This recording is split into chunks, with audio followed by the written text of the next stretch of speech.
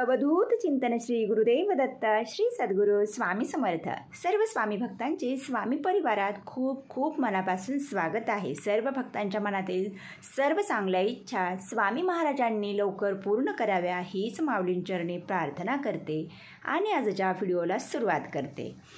तर भक्त हो, आजच्या व्हिडिओमध्ये मी तुम्हाला स्वामींच्या आज्ञेवरून माझे 2 अनुभव शेअर करणार आहे। त्याचबरोबर स्वामींची सेवा केल्यानंतर आपल्याला अनुभव किती लवकर येतात किंवा काही जणांना अनुभव येत नसतील तर ते का येत नाही, तुमच्याकडून एक चूक होते, कारण माझ्याकडून सुद्धा ही चूक व्हायची आणि आता माझ्याकडून ही चूक होत नाही असं माझ्या ज्यावेळी लक्षात आलं की आपण महाराजांकडे याच पद्धतीने सेवा केली पाहिजे आणि जशी मी ती सेवा करू लागले म्हणजे त्या पद्धतीने, तेव्हापासून महाराजांचे खूप सुंदर अनुभव येऊ लागलेले आहेत।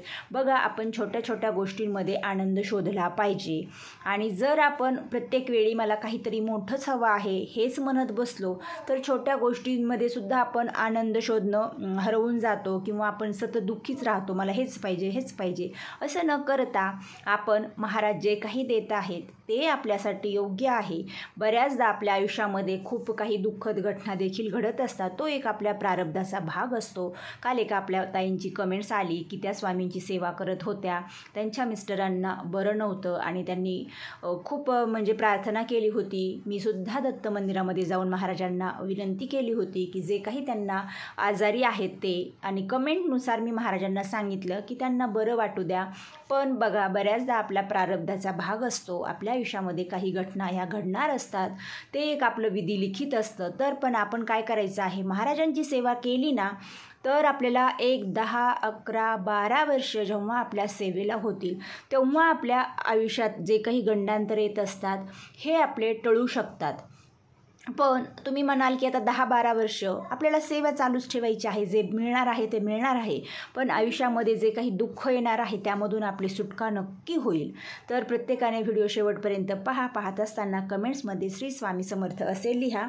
तर मी तुम्हाला माझे अनुभव सांगण्याआधी एक महत्त्वाचं सांगते की स्वामींची सेवा करत आहात तर तुम्हाला महाराजांनी काहीतरी द्यावं म्हणून तुम्ही खरंच सेवा करू नका।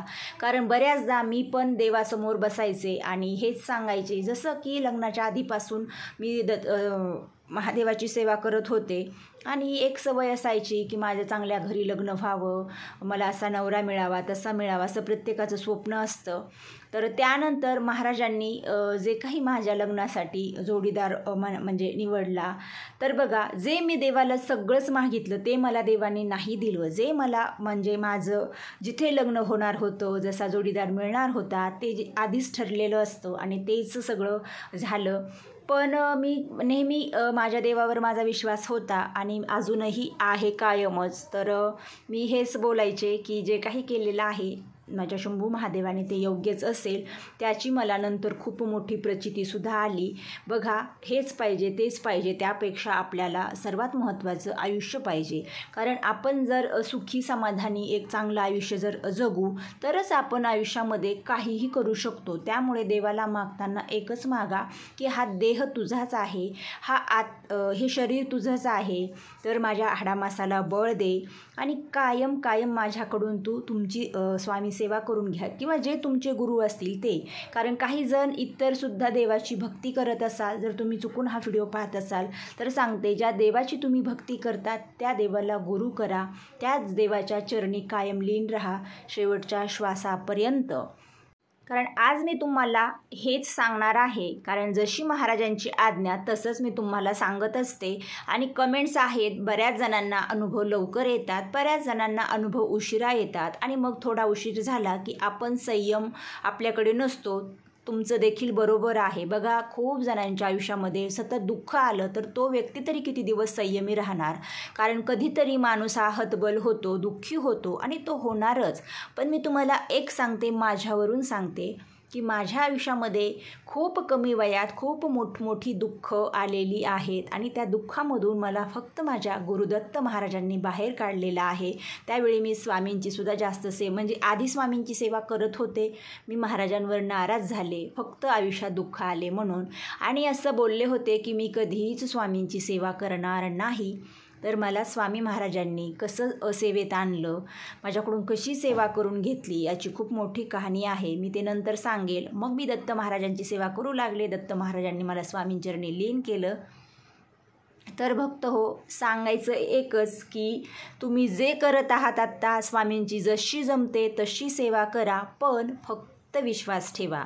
अजून एक सांगते की दररोज तुम्ही पूजा करता, महाराजांचं तुम्हाला दररोज आरती होत नसेल तुमच्या घरात तर करण्याचा प्रयत्न करा. पण जे काही तुम्ही घरात सेवा करता, फुल न फुलाची पाकळी किंवा महाराजांचं दिवसभर तुम्हाला नामस्मरण करता येत असेल तुम्ही ते सुद्धा करा.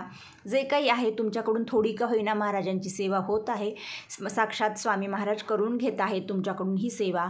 पण एकच ठेवायचं की बसता उठता सतत देवाला तुम्हाला काहीतरी पाहिजे हे कधीच सांगायचं नाही. हो, देवाला इच्छा सांगायचीच आहे, देवाला कळत असते, पण तरी देखील आपण आपल्या तोंडून सांगायची, मागून घ्यायचं देवाकडून, आपल्याला तो अधिकार असतो. पण खूप जण असे असतात की स्वामींच्या केंद्रामध्ये आरतीला फक्त त्यांना आता उद्या पेपर आहे मग त्यांनी आज आरतीला यायचं, किंवा काही महिला अशा असतात की उद्या काहीतरी महत्त्वाचं काम आहे मग आज स्वामींच्या आरतीला येणार, काम झालं पुन्हा स्वामींकडे यायची गरज पडत नाही, असं एक त्यांचं असतं. तर आपण अशी भक्ती करायची नाही.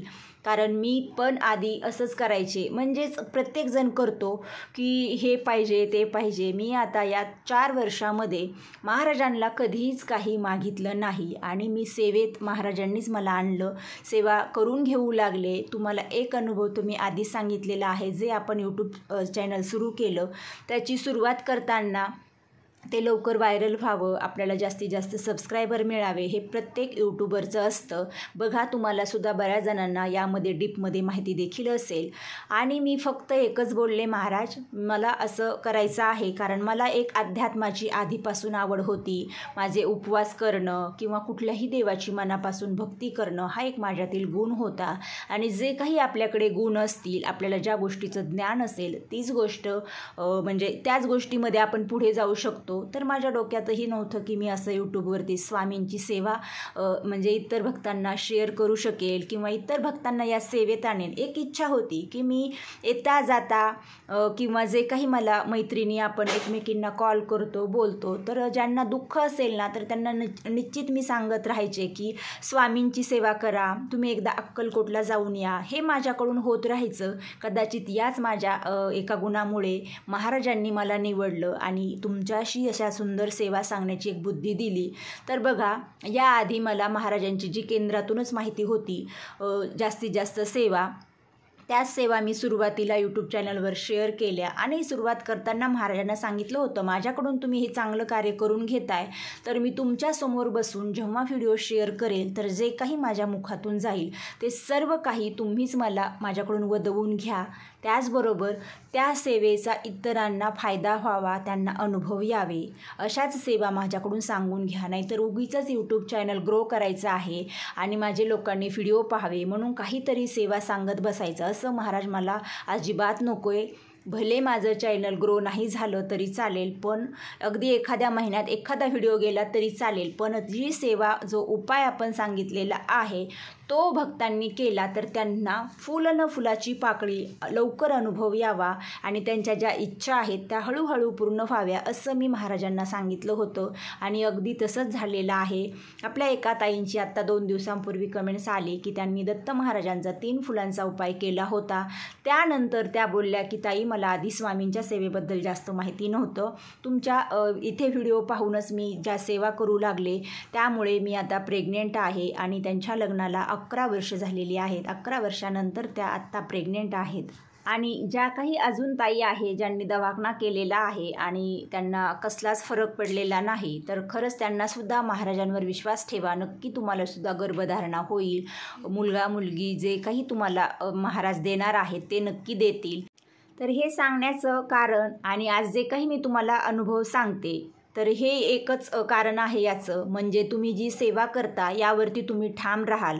बऱ्याचदा काय होतं, आपण दुःखी होतो त्यावेळी आपल्याला मोटिवेट करणंसुद्धा महत्त्वाचं असतं. मी नेहमी तुम्हाला सेवा सांगते, पण सेवा सांगून ती सेवा करत असताना मी त्यामध्ये तुम्हाला सगळे नियम सांगण्याचा प्रयत्न करते. बऱ्याचदा आपल्याकडून काही चुका होत असतात. माझ्यासुद्धा ही चूक आत्ता लक्षात आलेली आहे, म्हणजे माझ्याकडून होत नाही, पण मी हे तुम्हाला गोष्ट सांगण्याची राहून गेलेली आहे की बसता उठता देवाला हेच पाहिजे म्हणून मी सेवा करते याची जाणीव करून द्यायची नाही. एकदा संकल्पयुक्त जी सेवा करत आहोत आपण त्यावेळी ती इच्छा सांगितलेली असती, पुन्हा देवाला त्या गोष्टीची आठवण करून द्यायची नाही. नाहीतर देव काय म्हणेल की अरे ही फक्त माझ्याकडे मागण्यासाठीच येत आहे, दिवसभर स्वतःची कामं करत असते आणि ज्यावेळी माझ्याकडे दिवा लावायला येते सायंकाळी किंवा जी काही सेवा करायला येते त्यावेळी माझ्यासमोर बसली की चालूच होतं की हे पाहिजे ते पाहिजे म्हणूनच ही सेवा करते का. तर असं अजिबात करायचं नाही. तुम्हाला एक नियम आजपासून लक्षात ठेवायचा आहे. संकल्पयुक्त सेवा करताना आधी जे संकल्प करतो त्याचवेळी आपण जी काही इच्छा आहे ती सांगायची आहे. त्यानंतर ती सेवा कंप्लीट होईपर्यंत अजिबात देवाला सतत इच्छा सांगत बसायचं नाही. त्याचबरोबर जे काही आपण रोज देवपूजा वगैरे करतो तर प्रत्येकजण देवाकडे हात जोडून आपण काहीतरी मागणं मागतो किंवा देवा सुखी ठेव म्हणतो, हे तर आपण म्हणायचंच आहे. पण मग दररोज तुम्ही एक नियम आजपासून लागू ठेवा. सकाळी उठल्याबरोबर जे काही घरातील कामे आहे, देवपूजा आहे, ज्यावेळी तुम्हाला बाहेर जायचं आहे, आता ज्या माझ्या ताई घरीच असतात त्या तर देवपूजा रोज करतातच, तर मग देवपूजा झाल्यानंतर आपल्याला एक हात जोडून देवाला प्रार्थना करायची आहे की हे स्वामी देवा, माझ्याकडून जे काही करणं शक्य आहे ते मी करण्याचा प्रयत्न करत आहे, पण चुकत असेल तर तुम्ही माझ्याकडून जास्तीत जास्त तुमची सेवा करून घ्या. सेवा करण्यासाठी मला वेळ आणि बळ दोन्हीही द्या. म्हणजे तुमचं किती काम असू द्या, तुम्हाला एक आवड निर्माण होईल. तुम्ही त्यामधून सुद्धा एक 10 मिनिटे वेळ काढून जी काही स्वामींची सेवा आहे ती नक्की कराल. बघा हे माझ्या बाबतीत झालेलं आहे म्हणून तुम्हाला सांगते. त्यानंतर दिवसभर तुम्हाला काही शक्य नाही, मग रात्री आपल्याकडे वेळ असतोच. स्वयंपाक जेवण वगैरे सर्व काही झाल्यानंतर आपण सर्व काम आवरून झोपत असतो. तर त्या झोपण्याआधी एक 10 मिनिटे तुम्हाला फक्त महाराजांसाठी वेळ द्यायचा आहे. हात पाय तोंड स्वच्छ धुवायचं आहे, म्हणजे जी काही मरगळ आहे, कामाचा थकवा आहे तो सगळा निघून जाईल. महाराजांसमोर स्वतःचं आसन घ्यायचं आहे आणि देवघरासमोर एक 5 मिनिटे शांत बसायचं आहे. बसल्यानंतर तुम्हाला रात्री जर दिवा तुमचा विझलेला असेल किंवा तुमच्याकडे कंटिन्यू चालू नसेल दिवा तर नाही लावला चालेल, तुम्ही एक अगरबत्ती ओवाळून महाराजांना तिथे समोर लावा आणि महाराजांकडे 5 मिनिटे तुम्ही एकदम शांत डोळ्यात डोळे घालून महाराजांच्या फोटो मूर्तीकडे पहा आणि नंतर डोळे मिटा. महाराजांचं जे काही रूप आहे ते तुमच्या मिटलेल्या डोळ्यांसमोर आणा आणि महाराजांना मग प्रार्थना करा. म्हणजे काय होतं, ज्यावेळी आपण देवाच्या डोळ्यात डोळे घालून पाहत असतो तेव्हा आपल्यातील भक्ती जी आहे, आपण एक भक्त म्हणून आपल्या गुरुकडे पाहत असतो, त्यावेळी आपण काहीही मागायचं नाही. नंतर डोळे मिटल्यानंतर देवाचं रूप डोळ्यासमोर येतं, त्या रूपाला आपल्याला मागायचं आहे. म्हणजे यामध्ये एक कृतज्ञ भाव आपला तयार झाला पाहिजे. म्हणजे जी काही मोठी व्यक्ती जे आपले गुरु आहेत किंवा आपण देवाकडे बघा असे डोळे हे करून पाहतो देवाला, रोज देवपूजा करतो, पण स्वामी महाराज आपले गुरु आहेत. स्वामी महाराजांकडे मी जे तुम्हाला इथे सांगितलेला आहे उपाय, हाच उपाय करून तुम्हाला जे मागायचं आहे ते मागा, पण डोळे मिटल्यानंतर लगेच देवाला मागायचं नाही. स्वामी महाराजांना सांगायचं आहे की महाराज आज माझ्याकडून तुम्ही जे काही करता येईल असं करून घेतलेलं आहे, तरी देखील तुमच्या सेवेमध्ये माझ्याकडून कुठे कमी पडली असेल मी तर मला माफ करा. स्वामी देवा तुम्ही कसे आहात, आता देवा तुम्ही शांत झोपा. बघा तुम्ही हे करून बघा आणि मग तुम्हाला किती समाधान मिळत आहे. दुःखामध्ये सुद्धा तुम्हाला कुठेही दुःखाची जाणीव होणार नाही, त्याची झळसुद्धा तुमच्यापर्यंत येणार नाही. आपण सुख शोधलं तर ते कशातही आहे आणि हेच मी करत आलेली आहे. स्वामी महाराजांना मी झोपताना खूप छान विनंती करत असते आणि महाराजांना शुभरात्री म्हणूनच मी झोपते. आणि सकाळी ज्यावेळी 5:15 माझे डोळे उघडतात, म्हणजेच मी ज्यावेळी उठण्यासाठी उठत असते झोपेतून, तर त्यावेळी मी शुभ सकाळ म्हणूनच उठते आणि महाराजांचं झोपलेल्या जागीच डोळे झाकून महाराजांची मूर्ती समोर आणते आणि महाराजांना शुभ सकाळ. माऊली चला आज दिवसभर माझ्याकडून सगळं चांगलं कार्य करून घ्या आणि जास्तीत जास्त इतरांची सेवा करून घ्या. म्हणजे बघा मला नेहमी असंच वाटत असतं की मी उठल्यानंतर महाराजांनी खूप सुंदर असा एखादा संदेश द्यावा जो मी तुमच्यापर्यंत पोहोच करील आणि लवकर तुम्हाला त्या उपायाने, त्या सेवेने अनुभव येईल. तर हे माझं दररोजचं रुटीन असतं. त्याचनंतर खूप काही आहे माझ्याबद्दल सांगण्यासारखं, पण आता तुमच्या काही अडचणी आहेत त्यामुळे मी इथे ही माहिती शेअर करते. तर तुम्ही देवाला रोज रात्री झोपताना छान विनंती करा आणि नंतर सांगा की अशी देवा माझ्या आयुष्यामध्ये जे हे दुःख आहे ना ते लवकर निवारण करा. म्हणजे आजपासून एक नियम ठेवा की देवाला सतत मला हेच पाहिजे आणि हेच दुःख आहे म्हणून देवाकडे अजिबात सारखं मागत बसू नका. बघा तुमच्यातील थोडासा भक्तीचा भाव देवाला दिसू द्या. आहे भक्ती, मला कळत आहे, मी पण तुमच्यासारखीच आहे, तुमच्यातूनच कुठेतरी महाराजांनी कदाचित मला ही बुद्धी दिली, हे ज्ञान दिलेलं आहे म्हणून मी तुम्हाला ही माहिती सांगते. पण मला असं वाटतं की तुमचं दुःख लवकर दूर व्हावं म्हणून माझी नेहमी तळमळ असते.